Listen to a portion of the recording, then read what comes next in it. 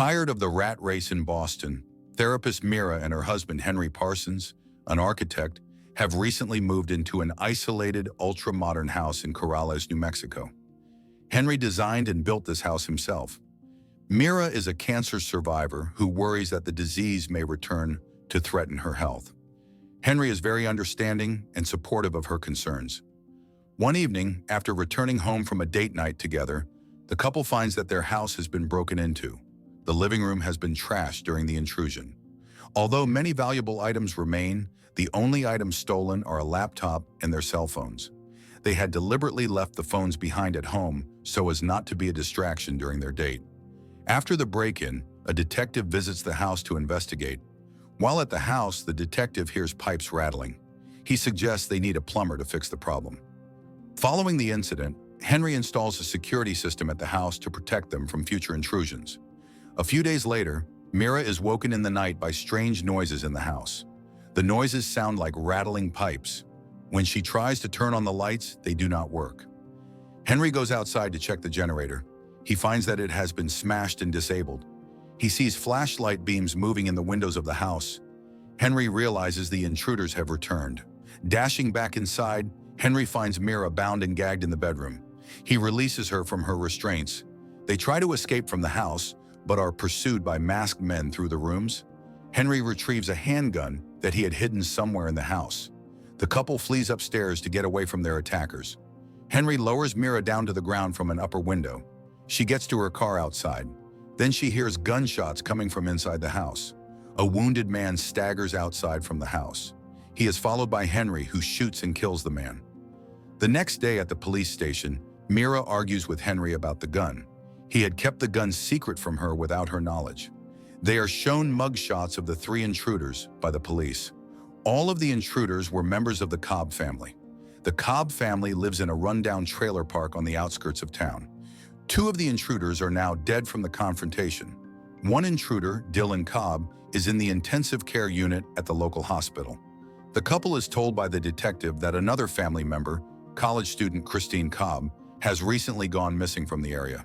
The detective explains that the trio of intruders is suspected to have been involved in Christine's disappearance. The case might go unsolved unless Dylan Cobb recovers enough to provide information. Meera, who has previously had breast cancer, is re-traumatized by the violent attack on their home. She is also disturbed by the discovery that Henry kept a hidden gun without telling her about it. Henry tries to encourage Meera. He assures her that he has gotten rid of the gun. Despite what has happened to them, Henry suggests that they should go ahead with the housewarming party. They had intended to give this party for their friends. With the party in mind, Henry drives off to buy supplies from the store. He forgets his wallet at home.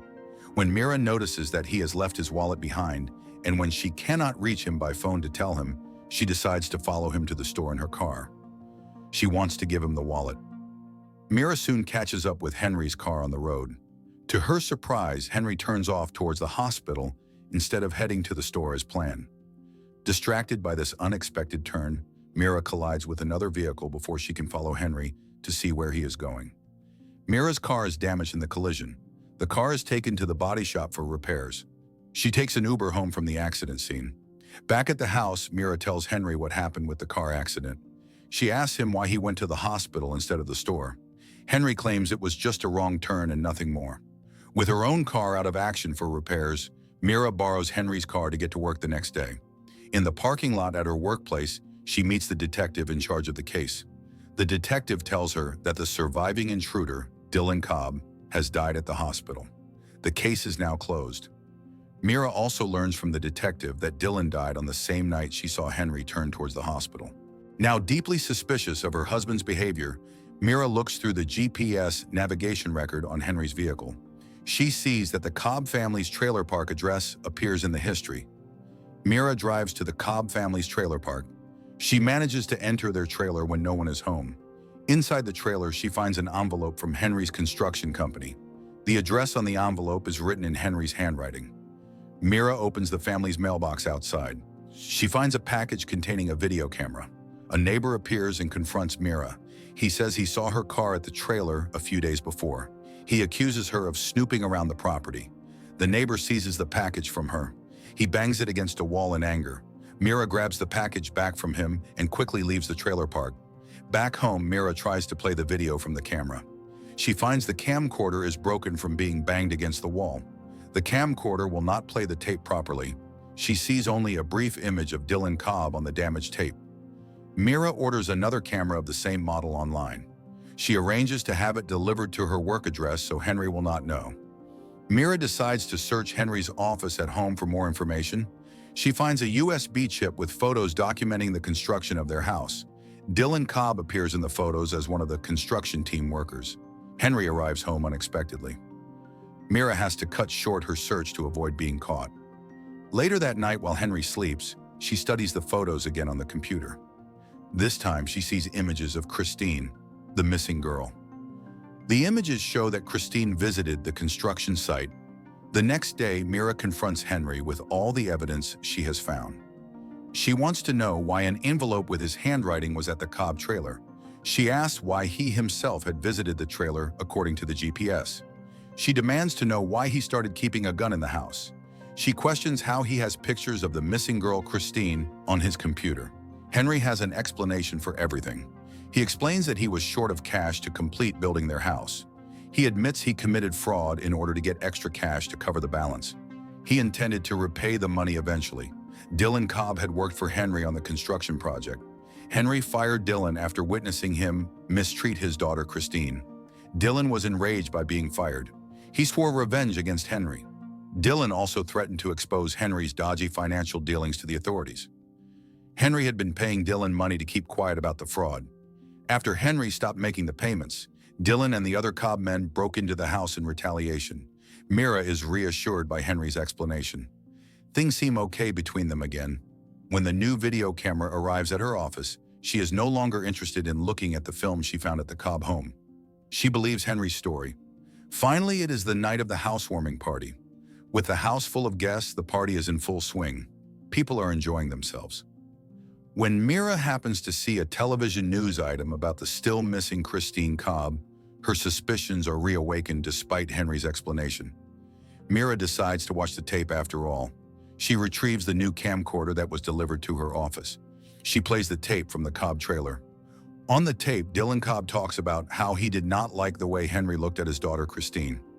Dylan explains that after Christine went missing, he believed that Henry was involved in Christine's disappearance. Dylan went to Henry's house with his dog. The dog started barking furiously in the vicinity of Henry's office. The dog behaved as if it recognized a scent it knew. Meera goes to Henry's office in the house. She discovers a hidden switch on the wall.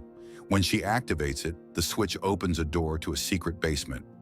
Down in the basement, Christine is discovered bound to a chair. She is attached to pipes by chains. Then it all clicks for Meera. The rattling sound occasionally heard in the house was Christine's chains banging on the pipes. Christine was trying to get attention. Meera tries to free the girl from her restraints. Henry arrives in the basement before she succeeds in freeing Christine. Henry tells Meera that he has always had perverted and homicidal urges. He says that he did not choose to be this way.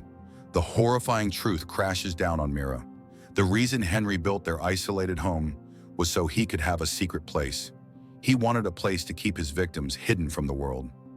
Meera tries to use her phone to call for help. Henry overpowers her and ties her up in the basement. Back upstairs at the party, Henry tells their guests that Meera has had too much to drink. He says she has gone to bed early. He sends all the guests home to end the party. Meera manages to get free of her bonds through persistence. She also frees Christine from her chains. Henry comes back down to the basement while they are trying to escape through the house.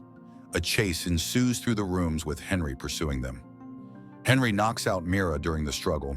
He drags Christine back down to the basement. There, he ties Christine up again to the chair. Henry's about to kill Christine with a baseball bat when he is fatally wounded. A revived Meera appears. She smashes Henry in the head with a clock, stopping him. Ironically, it is a clock that Henry had given Meera as a special present on their first date together. A dying Henry asks Meera what she will do when she no longer has him to take care of her. She replies that she will take care of herself. A final scene shows a sunny day with Meera moving out of the now empty house. She drives away from the property as the movie comes to an end. Since you made it to the end, like the video and subscribe for more videos like this. Thanks for watching.